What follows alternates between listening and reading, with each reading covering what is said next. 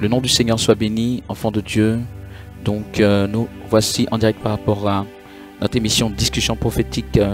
Tous et toutes, soyez les bienvenus. Que la paix et la grâce de Dieu soient sur nous tous, enfants de Dieu. Alléluia. Et je pense que nous sommes réjouis d'être aujourd'hui ensemble. Et même si on ne vous entend pas en tant que tel, mais je crois que vous allez prendre part à cette discussion. Pourquoi pas? Peut-être pouvoir également poster quelque chose sur un réseau social pour pouvoir nous alerter sur une question peut-être. Quoi qu'il en soit, nous démarrons en ce moment notre discussion prophétique avec le prophète Séraphin. Alléluia. Amen. Shalom, homme de Dieu, comment ça va? Shalom, homme de Dieu, ça va bien par la grâce Alléluia. du Seigneur. Que le nom du Seigneur soit béni. Que la grâce de Dieu soit avec nous tous. Et nous allons donc démarrer en ce moment précis les discussions prophétiques. Alléluia. Et notre discussion de ce jour a pour thème, c'est l'homme de Dieu Séraphin qui va nous la préciser, qui va servir de base pour une discussion de ce jour. Alléluia. Amen. Amen. Tu as la parole. Amen. Gloire soit rendue au Seigneur. Je vais adresser mes salutations les plus chaleureuses et fraternelles en Christ à tous les partenaires de réveil, à tous les amis les réveils, du réveil qui nous écoutent en direct et qui nous écouteront aussi en différé. Alléluia. Et je bénis le Seigneur pour la merveilleuse présence du Saint-Esprit parmi nous, Amen. qui est au début, depuis le commencement de cette émission ce soir. La présence de Dieu est là, oui, je peux l'attester. Amen. Et c'est à cause de cela, vraiment, je rends gloire à Dieu. Et le thème, sans trop tarder, le thème que le Seigneur m'a mis à cœur ce soir, c'est le royaume de Dieu parmi nous. Alléluia. Le royaume des cieux, le royaume de Dieu parmi nous. Amen. Voilà. Amen. Alors, nous allons prendre comme texte de référence Matthieu chapitre 3. Ouais, on peut prendre... bon, on va aller sur Matthieu chapitre 3. On aurait pu prendre Marc 1 chapitre 15. D'accord. Matthieu 3, 2. Matthieu 3, 2 pour que ceux qui suivent, qui prennent des notes, ou qui veulent vérifier ce que nous sommes en train de dire, pour comprendre que cela n'émane pas de notre imagination. Dans ce passage, il s'agit de Jean le Baptiste qui parut dans le désert prêchant mais on ne dit pas prêchant la bonne nouvelle, parce que c'est le Seigneur qui a amené la bonne nouvelle.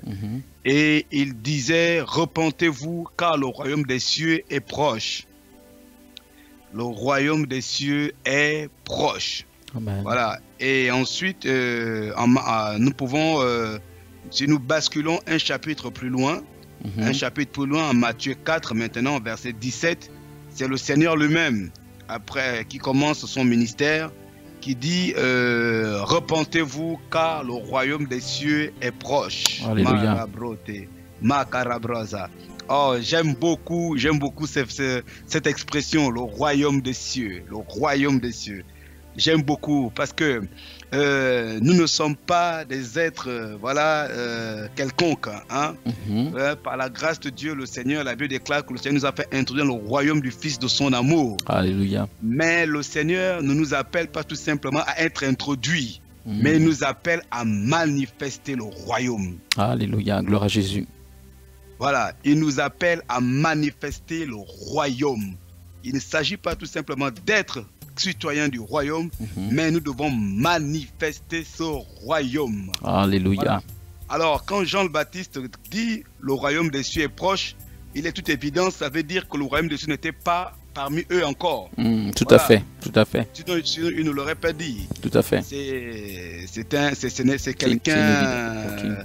Un homme averti qui parle, hein, il s'agit d'un prophète, hein, et pas le moindre, celui que le Seigneur pouvait dire que de tous ceux qui sont nés du sein d'une femme, il n'y a pas de plus grand que Jean le Baptiste. Amen, amen, amen, amen. Ah, et gloire soit rendue au Seigneur. Amen. Donc Jean le Baptiste dit que le royaume des cieux est proche. Bien aimé. Et le Seigneur va reprendre lui-même que le royaume des cieux est proche. Et quelque part, on verra ensuite au cours de nos échanges, il dira maintenant le royaume est parmi vous. Alléluia. Maintenant que le royaume est parmi vous. Amen. Ah, voilà. Et nous devons comprendre une chose d'abord, comment, peut-être que la question allait être posée par la suite. C'est, soit je commencerai par comment manifester le royaume ou comment attirer le royaume parmi nous. Ok. Je vais commencer par là. Je vais commencer par là avant de rentrer dans le royaume même. Nous voyons ici que Jean le Baptiste nous donne la réponse claire et simple, ainsi que le Seigneur. C'est-à-dire que pour rentrer dans le royaume, et je dirais même, pas seulement pour rentrer, mais pour attirer le royaume, pour manifester le royaume, pour impacter par le royaume, on doit commencer par la repentance. Amen. On doit commencer par la repentance. On doit commencer par la repentance. On doit commencer par la repentance. Mais maintenant, pour aller dans le royaume des cieux, nous devons comprendre une chose, que nous vivons dans un monde qui est dirigé par des forces que nous ne voyons pas. Il y a des forces qui sont établies. Il y a ces forces-là, les gens ne les voient pas, mais pourtant ce sont ces forces qui dirigent, qui contrôlent ce monde. Et les gens subissent ces forces. Je ne parle pas tout simplement des gens qui sont... C'est vrai, il y a des gens qui peuvent être malmenés, liés par des esprits. Tout à fait. Mais même tout simplement, lorsque nous voyons même l'allure, la tendance qui est dans le monde actuellement. Voilà, ce monde, tout ce que nous voyons dans le monde aujourd'hui au travers des hommes, ce n'est que tout simplement la manifestation d'un royaume qu'on ne voit pas l'œil nu. Voilà, tout ce que nous voyons, tout ce que nous pouvons constater qui ne va pas là. Tout ce qui ne va pas, les mauvaises habitudes, je vais employer le mot, hein, l'homosexualité, les crimes, toutes ces choses horribles que nous voyons ici et là, c'est tout simplement en réalité la manifestation d'un royaume. Tout à fait. Et rien d'autre. Tout à fait. C'est simplement la manifestation d'un royaume. C'est un royaume qui est là. Et c'est ce royaume-là qui gouverne, ce royaume-là qui est établi. Mais nous, le corps du Christ, l'Église, le Seigneur nous dit que nous faisons aussi partie d'un royaume. Et c'est le royaume auquel nous appartenons qui est appelé à, à être imposé, entre guillemets. Alléluia. C'est ce royaume-là qui doit être imposé. Mais ce royaume-là, Dieu ne l'impose pas tout seul, assis sur son trône. Il a besoin des hommes et des femmes qui vont le manifester. Dieu passe par des hommes et des femmes pour manifester le royaume de Dieu. Alors, il y a une tendance aujourd'hui que j'appelle, sauf si tu voulais poser une question. Non, vas-y, peut-être que ça va aller dans le sens. Vas-y. Okay. Aujourd'hui, il y a une tendance, aujourd'hui, où nous avons tendance, nous-mêmes, en tant que chrétiens, nous avons tendance on a réduit le royaume des cieux à certains aspects. Par exemple à la sagesse seulement, par exemple, à la sagesse, à la réussite, voilà, à la réussite, à la conquête des structures ou des, comment dire, au niveau de l'entrepreneuriat, par exemple, lorsque nous arrivons à atteindre certains objectifs, hein, on va dire sur le plan professionnel, sur le plan des affaires, sur le plan... on dit, voilà, je suis citoyen du royaume, donc voilà, c'est le royaume. Ok, je comprends. Le royaume est établi sur la terre, ok. Le royaume est établi sur la terre, mais... moi, je suis désolé de le dire, et je ne pense pas offenser le Saint-Esprit. C'est vrai dans une certaine mesure, ok, soit, parce que Dieu élève et Dieu abaisse, dans quelles que soient les voies et les moyens, quelles que soient sous plusieurs formes, Dieu peut élever. Mais c'est une manière réductrice de, comment dire, de désigner le royaume de Dieu. Nous voyons que le Seigneur lui-même, lorsque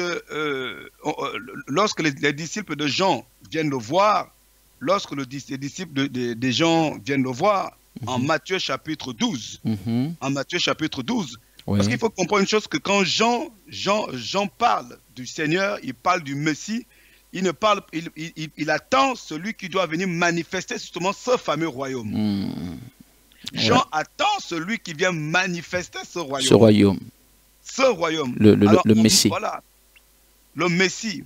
Et alors, lorsque les disciples de Jean vont voir le Seigneur pour lui demander, es-tu celui qui doit arriver? Es-tu celui qui doit venir? Oui, tout à fait. Es-tu celui qui doit venir? Es-tu celui donc, qui doit manifester le royaume? Oui, amen, amen, amen. En gros, c'est ce qu'il va dire. Alors, en gros, c'est ce qu'il dit. Et que répond le Seigneur? Pour ceux qui veulent vérifier, on peut afficher Luc chapitre 7, verset 22. Voilà, il leur répondit, allez rapporter à Jean ce que vous avez vu et entendu. Allez rapporter à Jean ce que vous avez vu et entendu. Les aveugles voient, les boiteux marchent, les lépreux sont purifiés, les sourds entendent, les morts ressuscitent. La bonne nouvelle est annoncée aux pauvres. Et il y a un autre passage où il dit les démons sont chassés. Et les références que tu avais données, le temps que moi je me retrouve un peu. Tu Luc disais... 7, 22. Ok, Luc 7, 22, d'accord. Luc 7, 22. Amen, amen, amen, amen. Et c'est la réponse de Jésus, en effet, à ce sujet.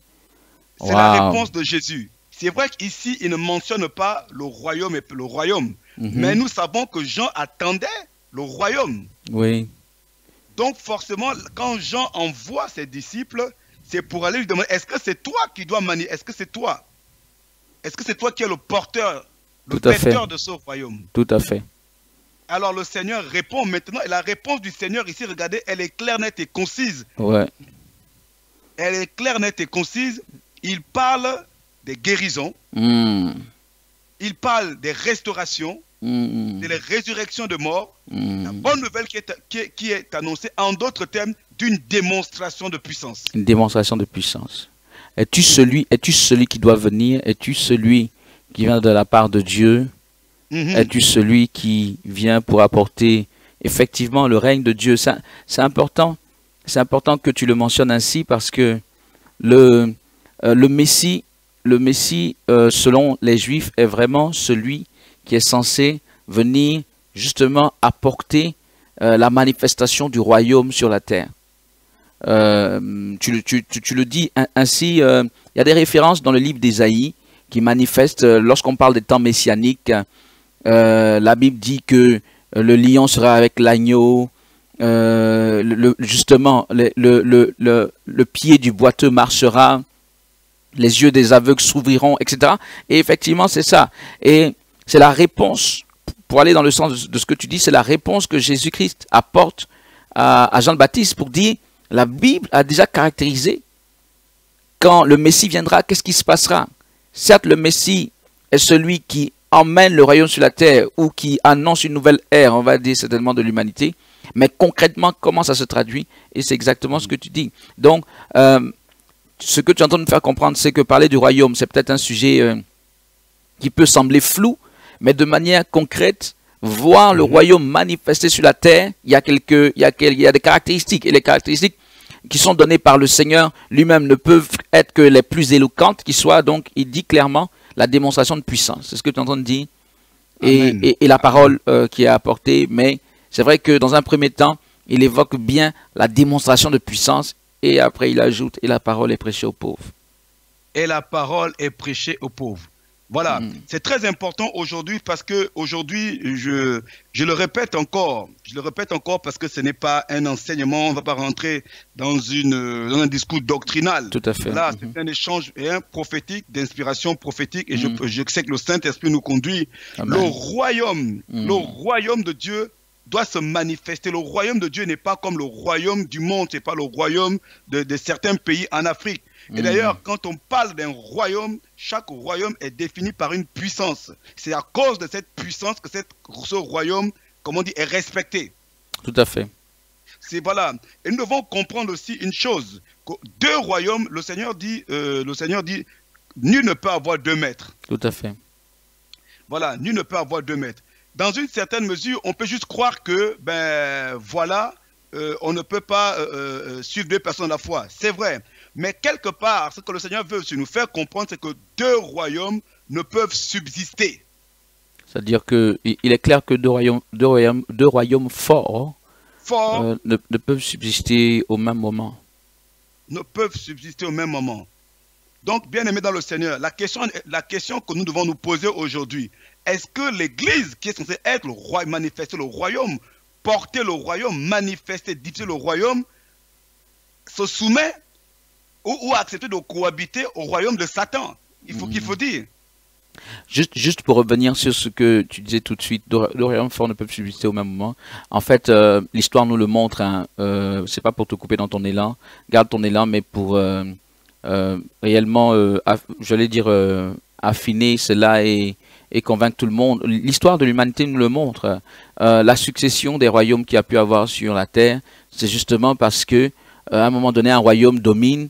Et il domine un certain temps et après un royaume plus fort vient lui damer le pion. Et c'est ainsi qu'il y a eu toutes sortes d'empires et de royaumes qui sont succédés sur cette terre. Et par rapport donc à ce que l'homme de Dieu Séraphin est en train de dire, nous avons donc en face le royaume de l'ennemi, tandis que nous sommes dans le royaume de Dieu. Maintenant, qu'est-ce qui se passe, homme de Dieu? C'est ce dont tu parles en réalité. Voilà, maintenant, qu'est-ce qui se passe? Parce que, vous voyez, parce que qu'on le veuille ou non, en Matthieu chapitre 24, voilà, nous qui parlons du réveil et qui attendons la nouvelle Pentecôte, nous savons que Matthieu 24 est très, comment dire, est très important pour nous. Tout à fait. Voilà, d'ailleurs, même sur la vision de cette dynamique, Matthieu 24 est souvent cité en référence. Tout à fait. Donc, voilà. Donc, si nous allons dans Matthieu 24, 7, écoutez bien ce que la Bible dit. Oui. La Bible nous dit qu'une nation s'élèvera contre une nation et un royaume contre un royaume. Contre un royaume. Voilà. Il y aura en divers lieux les famines, des tremblements de terre. En fait, c'est pour argumenter encore sur le fait que deux royaumes forts ne peuvent pas subsister ensemble. Tout à fait, c'est ça. Voilà. Et vous voyez, vous, ici, attention, ce n'est pas juste les guerres que nous voyons dans le monde. Ce n'est pas juste les guerres entre États. Ce n'est pas juste les guerres entre provinces. Ici, il s'agit également de notre royaume. La guerre spirituelle. La guerre spirituelle. C'est la guerre, c'est-à-dire que bien aimé dans le Seigneur, nous devons comprendre une chose. Si nous ne prenons pas notre responsabilité, l'autre royaume se lèvera. D'ailleurs, il est debout aujourd'hui. Il est debout. Il est debout et il agit. Mais le problème, c'est que, est-ce que l'Église est consciente de cela? Comment l'Église réagit-elle? Amen, amen, amen, amen, amen, amen, amen. Face à ce royaume déjà debout, cet autre royaume. Le royaume satanique, le royaume du monde. Le royaume satanique. Parce que celui qui a la tête de ce royaume, chaque royaume a une tête. Tout à fait. Celui qui a la tête est convaincu que les âmes qui constituent son royaume, parce que ce royaume n'est pas seulement fait des démons, ce royaume aussi se dit fort en fonction des âmes qu'il a en captivité. Tout à fait. Et voilà, en fonction des âmes qu'il a en captivité. Et laissez-moi vous dire que ce royaume n'est pas prêt à lâcher prise. Pour reprendre un terme du combat spirituel. Il n'est pas prêt en tout cas si facilement à lâcher prise. Il n'est même pas prêt du tout. Tu as raison, il n'est pas prêt du tout. C'est à nous de le soumettre. C'est à nous de le soumettre. Et c'est à nous de prendre les dispositions qu'il faut pour avoir la capacité de le soumettre. Ok. Je parle à quelqu'un ce soir. Quelles sont les dispositions? Amen, amen, amen. Quelles sont les dispositions que nous pouvons avoir justement pour soumettre ou continuer en tout cas à développer ta pensée? Alléluia. Oui, nous devons mettre tout en œuvre pour avoir la capacité. En réalité, nous l'avons, mais elle n'est pas activée ou encore elle n'est pas amplifiée. Voilà. Aujourd'hui, la Bible nous enseigne clairement ce qu'il faut faire. Mais il y a la prière, il y a le jeûne. Amen, amen. Il y a le jeûne, il y a la prière, il y a l'unité. Mais commençons déjà par le jeûne, la prière. Commençons à ne plus mettre le Saint-Esprit de côté dans tout ce que nous faisons au nom de Dieu. Impliquons le Saint-Esprit davantage. Impliquons l'Esprit de Dieu. Car ce n'est que par l'Esprit de Dieu que ce royaume peut être soumis. Et c'est pour cela que d'ailleurs j'aimerais dire quelque chose de très important concernant encore le royaume. Parce qu'aujourd'hui, non, je ne comprends pas comment on peut réduire le royaume de Dieu seulement à la sagesse, seulement au matériel, seulement aux affaires. Alors on se dit nous sommes citoyens du royaume. Écoutez comment le Seigneur lui-même encore va justifier la présence et la manifestation du royaume. C'est le Seigneur lui-même qui le dit. Hein, bien aimé, ce n'est pas moi. Quand en Matthieu chapitre 12, 28 maintenant, oui. on va en Matthieu chapitre 12, 28. Vous connaissez un peu ce passage. Oui. Quand on l'accuse de chasser les démons par Belzébul, etc. Il dit, mais si c'est par l'Esprit de Dieu que je chasse les démons, le royaume de Dieu est donc venu. Alléluia. Est donc venu au milieu de vous. Et tout à l'heure, avant l'émission, pendant que j'avais cette pensée, je suis allé regarder un peu dans une autre version. Et vous voyez, j'aime beaucoup la version Sommer. La version Sommer nous dit ceci, mais si c'est par l'Esprit de Dieu que je chasse les démons, alors de toute évidence, le royaume de Dieu est venu jusqu'à vous. Bien aimé, l'évidence de la manifestation du royaume de Dieu, c'est quand les démons sont chassés. Quand le royaume satanique fuit finalement. Quand le royaume satanique fuit. Parce que effectivement, c'est seulement le royaume de Dieu qui peut faire fuir le royaume satanique. Donc quand les démons sont chassés, c'est la preuve que le royaume de Dieu est en train de se déployer en fait. C'est ce que tu expliques. C'est la preuve. Parce que, vous savez, j'ai du mal, excusez-moi de revenir là-dessus, c'est un peu redondant. J'ai du mal à ce qu'on limite la manifestation du royaume à des apparats. Mon esprit a du mal à ingurgiter, à digérer cela. Mon esprit a du mal à ingurgiter cela. Vous savez, tout à fait. Je trouve assez réducteur d'attribuer à Dieu ce qu'une école de coaching peut faire. Coaching humain. Je trouve cela assez réducteur. Ouais. Parce qu'aujourd'hui, je ne sais pas si je me suis fait bien comprendre. Oui, tout à fait. Substituer la puissance de Dieu à des artifices humains. À des artifices humains. Je pense que beaucoup d'entre nous aujourd'hui qui nous écoutent, il y a des gens qui travaillent, il y a des gens qui sont dans des entreprises. Vous savez, on est capable de vous faire réussir par de la motivation ou du coaching. Vous le faites. Enfin, moi, je le côtoie sur le plan professionnel. Ok. C'est-à-dire qu'il y a tout un espace qui se développe actuellement dans la sociologie ou je ne sais pas quoi, mais qui parle de motivation. C'est ça, hein, ce que tu es en train d'expliquer. Et qui prétend faire réussir les hommes par la motivation. Quel est ton avis à ce sujet? Qu'est-ce que c'est exactement? C'est du vérité? Ouais, c'est vrai, c'est faux? Non, bien sûr, cela fait même réussir certaines personnes. Mais le problème, c'est que de nos jours, l'Église est en train de suivre cette voie en délaissant le Saint-Esprit. Le problème, c'est qu'aujourd'hui, quelque part, l'Église délaisse les voies du Seigneur, les voies de l'Esprit, pour embrasser ces voies. Alors, dans ce cas, pourquoi ces personnes qui doivent être sauvées, pourquoi viendront-elles à l'Église? Et comment serait-elle touchée? Parce que nous savons en réalité que c'est le Saint-Esprit qui convainc. Voilà, c'est le Saint-Esprit qui convainc, ce n'est pas l'homme qui convainc. Ce n'est pas l'homme qui convainc. Une personne peut réussir, amen. Mais tout en étant sous le joug de l'ennemi. Tu es en train de toucher un point qui n'est, je dirais pas délicat, mais un point assez sensible, un point qui mériterait d'être vraiment plus approfondi. Je ne suis pas sûr que dans le temps qui nous est imparti actuellement, on puisse le faire. Mais d'ailleurs, c'est un point un peu délicat, parce que ce que tu es en train d'expliquer, c'est que finalement, on peut arriver à certains résultats dans la vie d'un individu en travaillant un peu à le motiver. Mais tout compte fait, on sait qu'il y a ses limites. Il y a des limites, justement. Les gens qui souffrent de dépression, les gens qui souffrent d'un certain nombre de choses ne peuvent pas simplement être motivés, sortir de leur état de dépression.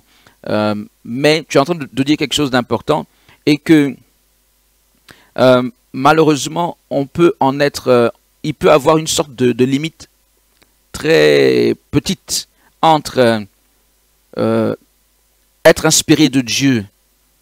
Et c'est moi qui suis en train de faire une extrapolation, mais ça va toujours dans le sens de ce que tu disais. Être inspiré de Dieu et motiver les gens, et ne pas être inspiré de Dieu et motiver les gens. C'est-à-dire que parfois ça peut se ressembler. quelqu'un qui est vraiment rempli du Saint-Esprit, lorsqu'il parle, ça a produit un impact motivationnel, on va dire. Quoique, c'est pas, son but n'est pas forcément, si vous voulez, son but est de partager la parole de Dieu. La parole de Dieu elle-même fait l'effet d'une sorte de motivation dans la vie des gens. Alors que de l'autre côté, du côté du monde, c'est clairement dans le sens de, allez, on donne des paroles de motivation pour booster les gens, etc., etc. Et tu es en train de dire que finalement, cette limite, si on y prend garde, elle est facilement franchissable et que les gens se détournent, si tu veux, de la puissance du Saint-Esprit pour aller, quoi qu'on soit dans l'église, on bascule de l'autre côté sans se rendre compte, peut-être, ou on s'en rend compte. Qu'est-ce que tu dis? C'est ça un peu. Voilà, mais c'est exactement ce que je suis en train de dire. Tu résumes parfaitement bien ma pensée. Voilà, c'est qu'aujourd'hui, nous, sans nous rendre compte, nous franchissons. C'est comme si les méthodes du monde rentrent dans l'église. En d'autres termes. C'est-à-dire, c'est comme si l'église prend les armes du monde. Voilà, c'est que l'église prend les méthodes, la méthodologie du monde. Et bon, les gens avancent, les gens progressent, mais sauf que, comme tu l'as si bien dit, tôt ou tard, il y aura des limites. Les limites de la dépression, les limites comment dire, de l'immoralité, parce que c'est des personnes qui après sont facilement corruptibles. C'est des personnes qui après, parfois, repartent même à leur vomissure, car n'ayant pas été délivrés, bien qu'ayant atteint des objectifs professionnels. Et même des objectifs qui peuvent sembler spirituels lorsqu'on revient à l'église. C'est-à-dire que si on calque ce que tu dis, si on le remet dans le cadre de l'église, quelqu'un peut être motivé, mais il va arriver à des limites qui sont des limites spirituelles quand même. Lorsqu'il y a des démons sur son chemin, il sera motivé, mais à un moment donné, il y aura quand même des limites parce que finalement, il n'est pas tant que ça animé de la puissance du Saint-Esprit. Non, il n'est pas tant que ça animé de la puissance du Saint-Esprit parce que bon, c'est parce qu'on n'a pas assez de temps ce soir et puis c'est des domaines assez délicats. Sinon, j'aurais abordé le domaine, j'aurais parlé de l'esprit de l'homme déjà lui-même. L'esprit de l'homme, l'esprit de l'homme a certaines aptitudes. Hein. À certaines aptitudes. L'esprit de l'homme a une certaine force. L'esprit de l'homme a une certaine capacité. Et voilà, une certaine capacité. Mais le problème, c'est que lorsque on emploie ces méthodes qui viennent du monde, et le diable le sait, c'est que cela développe les aptitudes d'un esprit non régénéré. Et voilà, d'un esprit non régénéré. Et l'esprit non régénéré, au final, finit par se soumettre aux ténèbres. Forcément, puisque ce qui soumet véritablement les ténèbres, c'est la puissance de Dieu. Si elle n'est pas là, les ténèbres prennent toute l'ampleur et effectivement dominent l'esprit non régénéré de l'homme dont tu parles. Tu entends de toucher un point très important. Bref, pour revenir à ce que tu disais, le royaume de Dieu ne peut être manifeste qu'à travers la puissance de Dieu. Ne peut être manifeste qu'à travers, on peut dire, finalement, la puissance du Saint-Esprit. C'est ça. C'est ce que tu dis. Voilà, c'est ce que je suis en train de dire. Que le royaume de Dieu ne peut être manifeste que par la puissance du Saint-Esprit. Et d'ailleurs, l'apôtre Paul, pour joindre un peu les deux entre ce que nous avons dit avant et ce que nous venons de dire, l'apôtre Paul nous dit que l'évangile n'est pas un discours, ce n'est pas l'affaire d'un discours persuasif de la sagesse des hommes, mais une démonstration d'esprit et de puissance, ou de force, selon les versions. Et j'aime bien ce qu'il dit après, afin que notre foi ne repose pas sur la sagesse humaine, mais sur la puissance de Dieu. Alléluia, qui est la manifestation du royaume. Il dit le royaume de Dieu ne consiste pas en parole, mais en puissance. Mais en puissance. La consistance du royaume, la Bible dit. La consistance, c'est-à-dire que comment je peux dire la consistance, la composition du royaume, la consistance, bref, du royaume, ce qui constitue le royaume. Il dit le royaume de Dieu ne consiste pas, ce n'est pas les paroles, mais ce qui fait que le royaume est véritablement quelque part, c'est la puissance de Dieu. C'est la puissance de Dieu. C'est la puissance. Bien-aimé, écoutez, si quelqu'un vient du monde et qu'il arrive à l'église et qu'il trouve des bons discours, je suis désolé, il y a des bons discours aussi dans le monde. C'est pas. Il y en a peut-être même plus. Il y en a peut-être même plus. Il y en a peut-être même des meilleurs. Il y en a peut-être même des meilleurs. En tout cas, des plus séducteurs, ça c'est sûr qu'il y en a. Il y en a des plus séducteurs dans le monde. Les plus beaux parleurs, comme tu dis, voilà. Waouh. Voilà, il y en a dans le monde. Je pense qu'aujourd'hui, les gens ont besoin de voir la manifestation du royaume. Et même les chrétiens, certains chrétiens se découragent parce qu'au bout d'un moment donné, le discours ne résout pas leurs problèmes. Le discours ne résout pas leurs problèmes. Vous savez, par moment, on a souvent tendance à dire trop facilement, et peut-être qu'il m'est arrivé même moi de le dire. Oui, on va dire aux chrétiens parfois, oui, vous venez juste à l'église parce que vous vous demandez, quand vous priez, c'est juste pour vos problèmes, pour que Dieu fasse ceci. C'est vrai, dans une certaine mesure, mais attention, n'oublions pas que ce sont des fils de la promesse. Jésus a dit aux pharisiens, est-ce qu'on doit laisser une fille d'Abraham le jour du sabbat sous le joug de Satan? Ouais. Le Seigneur l'a quand même dit. Une fille d'Abraham. Une fille d'Abraham. Héritière de la promesse. Héritière de la promesse. La promesse de la bénédiction. Et voilà. Parce que, voyez-vous, bien aimé, on va dire aux gens, venez, viens à l'église, crois. Mais il y a des personnes qui sont en souffrance. Il y a des personnes qui vivent des problèmes qu'on ne peut pas résoudre humainement parlant. C'est des personnes qui ont des problèmes que seule la puissance du Saint-Esprit peut résoudre. Et pour cela, il faut la puissance du royaume. Il faut le royaume. C'est-à-dire, qu'est-ce qui fait la différence quand on vient à l'église? Aujourd'hui, il faudrait que les gens comprennent, il faudrait que les gens sachent que quand je rentre dans un lieu où je me connecte à une communauté chrétienne, les gens doivent savoir qu'ils ont changé de royaume. Tu parles des gens du monde, ils doivent savoir que... Les gens du monde. Voilà, ils doivent savoir qu'ils ont quitté un royaume pour entrer dans un autre royaume qui est le royaume de Dieu. Oui, bien aimé, vous savez, quand vous voyagez, j'aime beaucoup les voyages terrestres. Les voyages en avion encore, vous voyez, vous prenez l'avion, vous allez dans les airs, et quand vous atterrissez, vous savez que bon, vous allez changer de pays. C'est facile. Voilà, vous êtes un peu averti. Mais le voyage terrestre, quand vous changez de pays, quand vous voyagez en voiture, j'aime beaucoup mieux parce que vous commencez à voir votre pays de loin. Et quand vous franchissez la frontière, vous voyez, j'aime beaucoup ces moments-là. Vous sentez vraiment que vous changez de pays. Il y a un changement. Enfin, le type d'habitation change, le type de décor, le type peut-être de signalisation routière. Enfin, un certain nombre de choses changent en fonction de l'habitude. C'est vrai que c'est assez frappant. C'est assez frappant quand on voyage d'un point de vue terrestre tout de suite. Surtout si tu passes d'un pays qui a une langue à un autre pays, tous les panneaux sont dans la nouvelle langue. Bon, bref, tout change, effectivement. Tout change. La question, donc par rapport à ce que j'ai dit, la question, c'est quand les gens viennent dans nos assemblées, est-ce qu'ils chantent, est-ce qu'ils voient, est-ce qu'ils sentent ou vivent-ils ce changement? Alléluia. C'est ça, c'est véritablement ça. Pourquoi les gens pouvaient rester écouter le Seigneur pendant 3 jours? C'est parce qu'il y avait un changement. C'est parce que le royaume était véritablement établi. Ce n'était pas juste, c'est vrai, il avait une certaine sagesse, il avait une certaine manière d'enseigner. Il faisait les miracles, mais et parfois même, il ne faisait pas les miracles dès le départ. Mais le royaume était là. Le royaume était établi par une certaine atmosphère. Le royaume était là, les gens pouvaient rester là pendant 1 jour, 2 jours, 3 jours, ils n'avaient même plus faim. Alors que de nos jours, pendant 2 heures de culte, 3 heures de culte, les gens ont faim parce qu'il n'y a pas assez de royaume. À une époque, bon, ce que je vais dire, c'est assez, je veux dire, c'est pas l'exemple le plus fort ou le plus probant, mais à mon sens, ou bien dans ma petite expérience, je veux dire comme ça, c'était quand même quelque chose d'assez particulier. À une époque, surtout au début de ma vie chrétienne, je sortais avec un frère et on sortait pour évangéliser. Maintenant que tu en parles, ça me revient, on sortait, bien aimé. Voilà, on était très zélés, donc on descend dans un quartier, on s'en va dans un quartier qu'on ne connaît pas, on descend là, et on se met à évangéliser tous ceux qu'on rencontre dans la rue. Ok. Et donc on commençait peut-être à 9 h, on arrêtait à 16 h. Vraiment, on marchait, on évangélisait, le soleil cognait et tout ça. Mais j'avais remarqué quelque chose.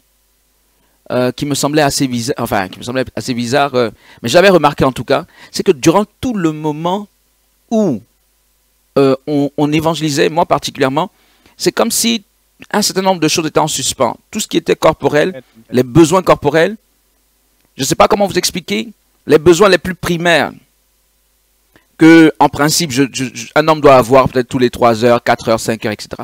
Quand on commençait à 9 heures jusqu'à ce qu'on arrête à 16 heures par là, tout s'arrêtait. Je n'arrivais pas à expliquer au début. Je disais, mais attends, parce que c'est quand on arrête d'évangéliser qu'on revient, que tu vas voir, ah, j'ai envie de faire ceci, oh, j'ai envie de ceci, oh, j'ai envie de cela. Donc, à un moment donné, j'ai compris qu'il y a quelque chose qui nous portait durant tout ce moment, et ce qui nous portait, c'était la présence du Saint-Esprit, c'est la présence de Dieu. Donc, enfant de Dieu, c'est véritable, ce qui est en train d'être expliqué, c'est glorieux. La présence de Dieu, justement, c'est celle-ci qui remplit le royaume. La présence de Dieu a un impact extraordinaire sur nos vies. C'est la dimension, comme il dit, l'homme de Dieu Séraphin dit, c'est la dimension du royaume. Si quelqu'un entre dans l'église, il doit sentir qu'il est entré dans une nouvelle atmosphère. Il y a quelque chose de particulier. Et homme de Dieu, je peux dire que, moi, en ce qui me concerne, en effet, je suis pleinement convaincu de ce que tu dis, parce que je reste persuadé qu'il n'y a pas de possibilité de convaincre quelqu'un sans justement l'onction du Saint-Esprit, sans cette atmosphère du royaume. Je crois que c'est par le règne de Dieu sur la terre, par cette atmosphère du royaume, que on peut convaincre des personnes, au-delà des mots. Parce que souvent, permets-moi donc de dire cela encore pour rebondir sur quelques phénomènes. Parfois, des gens disent, ah, j'ai peur d'inviter telle personne qui ne connaît pas bien Christ, par exemple, à suivre nos émissions, ou bien j'ai peur ceci, cela. Mais peut-être parce qu'on parle en langue, les gens ne sont pas habitués à parler en langue, parce que pour une raison ou pour une autre. Mais ce qu'il faut comprendre, c'est qu'il y a une dimension qui dépasse le cadre humain. Et c'est justement cette dimension que nous recherchons. Dans cette dimension, quels que soient les préjugés de l'individu, sur soit le parler en langue, sur le fait même de recevoir par Internet, sur je ne sais quoi, mais il y a une dimension qui fait que les gens sont convaincus. Ils ne savent pas comment l'exprimer. Ils ne savent pas peut-être y mettre un mot, mais ils savent une chose, c'est que quelque chose les convainc que, par exemple, cette personne est de Dieu. Quelque chose les convainc que Dieu est dans cette atmosphère. Quelque chose les convainc que leur vie peut être sauvée. Donc, c'est quelque chose de réel. Si le règne de Dieu est sur la terre, il y aura les conversions. Il y aura le salut des âmes. Et donc, cette question du royaume de Dieu sur la terre, elle est importante. Et, homme de Dieu, juste une question, et on va aller vers la fin, mais si l'Église est finalement si peu puissante ou si peu impactante, si je peux me permettre de le dire ainsi, elle impacte si peu, c'est à cause du fait justement qu'il n'y a pas suffisamment cette dimension du royaume au milieu de nous, le royaume de Dieu, où qu'on se méprend justement sur la consistance du royaume. On pense que le royaume c'est une question de parole ou une question de sagesse, et puis on oublie, ou bien on ne recherche pas cette dimension de la puissance du Saint-Esprit, qui est celle-ci la plus importante. C'est ça en fait le problème, de l'impact, du peu d'impact de l'Église. Amen, amen, amen, amen, amen. Alléluia. C'est ça. Je pense que bon, on en tire vers la fin. C'est un sujet assez riche, et je pense que c'est effectivement cela. Et avant de conclure, je donnerai juste 2 passages. Le Seigneur nous dit, vous savez, le souhait de Dieu, la volonté, les gens disent, Seigneur, je veux connaître ta volonté. Mais la volonté de Dieu, c'est que son royaume soit parmi nous constamment. Alléluia. La volonté de Dieu, c'est que nous portions et nous manifestions son royaume partout où nous allons. C'est ça. Nous devons être des vecteurs. Quand on dit je suis ambassadeur de Christ, ce n'est pas par rapport aux beaux vêtements. Non, ambassadeur de Christ, c'est manifester Christ constamment. C'est l'expression du royaume. C'est la manifestation du royaume. N'oublions pas que souvent on dit non, je suis fils du roi, je suis une reine. Et on assimile ça à la beauté. À la beauté, aux beaux vêtements, aux appareils extérieurs. Mais prenons-nous. Que veut dire Christ? Christ veut dire roi, oint. Tout à fait. Oint. Roi, oint. Oint. Si c'est juste par rapport à nos vêtements, nos belles maisons, ok, on ressemble au roi de ce monde, mais pas au roi oint. Parce que ça, ce n'est que par rapport aux apparats, ok, nous serons juste des princes et des princesses et des rois, certes, mais qui ne diffèrent en rien au roi de ce monde. Parce que ça, ils l'ont. Et ils peuvent nous le démontrer aussi. Mais ce qui fait que nous sommes des fils du royaume de Dieu, c'est que nous sommes des fils des rois oints. l'onction de l'esprit ne doit pas manquer dans notre vie. Et quand nous avons l'onction, cette onction doit influencer, doit impacter, changer l'atmosphère où nous allons. Un enfant de Dieu est capable. C'est parce qu'aujourd'hui nous ne cherchons pas assez la face de Dieu. Un enfant de Dieu est capable de rentrer dans un RER, l'atmosphère change. Dans un bureau avec ses collègues, l'atmosphère change. Dans un hôpital. C'est parce que nous sommes en ligne, on n'a pas le temps. On en a déjà parlé un peu en privé. J'ai des témoignages de ce genre, même par rapport aux gens qui ont peur d'inviter des gens. Il m'est arrivé des personnes qui invitent, j'ai vu des gens inviter des amis ou des parents qui n'ont jamais mis pied à l'église. On les invite, ils ont peur et finalement ils s'y plaisent. Ils disent, oh mais pourquoi tu m'as jamais invité dans ton église? J'ai vu des gens le vivre. Et parfois même des chrétiens qui disent, non, on met trop de temps à l'église. Celui qui vient la première fois, il n'a pas trouvé le temps long et il redemande à revenir. C'est parce que nous limitons le royaume. Par nos mentalités et par notre incrédulité, nous limitons le royaume. Enfant de Dieu, lève-toi maintenant. Lève-toi. Lève-toi. Le Seigneur dit, recherchez premièrement le royaume. Il ne s'agit pas seulement de la parole de Dieu. Recherche le royaume. Cherche le royaume pour le manifester. Cherche à faire descendre le royaume là où tu es. Cherche à manifester le royaume. Que l'on sache que partout où tu pars, tu es véritablement un ambassadeur de Christ. Tu répands la bonne odeur de sa connaissance.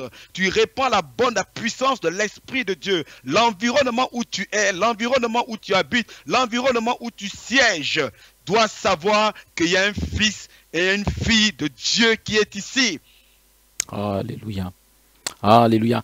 Gloire soit rendue au Seigneur. Que le nom du Seigneur soit béni. Quel thème, je peux dire, passionnant. C'est pas seulement passionnant, c'est un thème, je peux dire, vital. Il est vital pour nous, dans le sens que, finalement, c'est notre raison d'être en tant que chrétien. Sur cette terre, la lumière du monde, le sel de la terre. Et si nous ne manifestons pas le royaume, nous ne pouvons pas assumer donc ces missions très importantes que le Seigneur nous assigne. Alléluia. Gloire soit rendue au Seigneur. Enfants de Dieu, nous sommes au terme de ce moment. Partenaires de réveil, nous sommes au terme de ce moment, de cette discussion prophétique-ci. Je t'encouragerai à revisionner ces discussions prophétiques, à retenir ce que le Saint-Esprit veut te communiquer à travers ceci. Le Saint-Esprit nous parle beaucoup, à travers, je peux dire, ces émissions d'une manière générale, et ces discussions prophétiques en particulier. Et il est important souvent de revenir sur certaines choses, de ne pas simplement écouter et se dire, ah, j'ai été béni ce soir, mais je pense que parfois c'est très passif, on est passif, rien ne change d'un message à un autre dans nos vies parce qu'on ne capitalise pas, on ne s'approprie pas ce qui a été dit, on n'essaie pas de faire un examen à notre personne par rapport à ça et surtout prendre des résolutions, être conduit par le Saint-Esprit en la matière. Donc je t'encourage à le faire parce que ce n'est pas en vain que Dieu nous parle, je vous en prie, ce n'est pas en vain. Donc que le Seigneur nous aide à mettre en œuvre tout ceci. Alléluia. Homme de Dieu Séraphin, que Dieu te bénisse par rapport à ta disponibilité. Merci au Seigneur de faire en sorte que tu puisses, donc par sa grâce, nous bénir ainsi. Comme je le dis, merci donc pour ces thèmes si importants, si cruciaux. Nous rendons grâce au Seigneur. Nous croyons que tout ceci, non seulement sera en bénédiction ou en bénédiction pour tous les partenaires, mais même pour des temps encore, même pour des années encore, nous croyons que ce qui est discuté aujourd'hui aura l'impact sur d'autres personnes. Quand il s'agira dans quelques années de faire un point du réveil, on saura comment ce réveil a démarré, quels sont les instruments que Dieu a utilisés, quels sont les thèmes dans lesquels il nous a conduits, et je crois que ce sera de nature à bénir d'autres personnes qui voudraient entrer également dans le réveil. Que le nom du Seigneur soit béni. Amen. Voilà, à tous et à toutes, je vous dis un bon shalom. Homme de Dieu, tu dis un dernier mot à nos partenaires de réveil ce soir. Un dernier mot, c'est que le royaume des cieux est parmi nous, il n'attend qu'à être manifesté. Alléluia. Amen. Le royaume de Dieu est parmi nous, il n'attend qu'à être manifesté. Et tu es tu es celle et celui que Dieu a choisi pour le manifester. Alléluia. Amen. Que le nom du Seigneur soit béni. Tu as entendu? Tu es celui ou celle que Dieu a choisi pour le manifester son royaume. Que Dieu soit loué et que Dieu vous bénisse tous et toutes. On se retrouve donc très bientôt par la grâce de Dieu. Nous sommes en soirée prophétique demain, spéciale délivrance. Que Dieu vous bénisse. À très bientôt. Shalom à tous et à toutes.